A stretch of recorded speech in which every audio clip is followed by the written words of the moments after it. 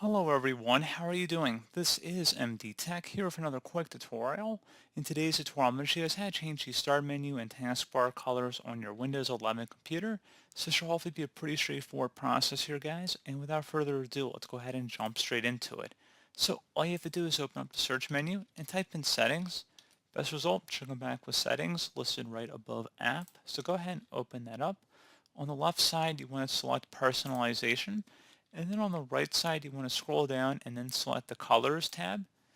Now over here on the right side, you want to go ahead and modify your options here.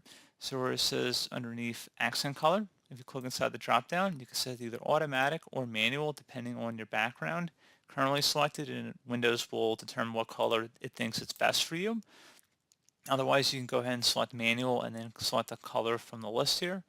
Or you can select a custom color by selecting view colors and then do a custom color. And if you select more, you can actually input an RGB code or an HSV code in here. And you might be wondering why your taskbar isn't changing color. Well, you'd have to set it to dark mode. So in order to do that, you have to go up and where it says choose your mode, you'd have to set it to dark mode.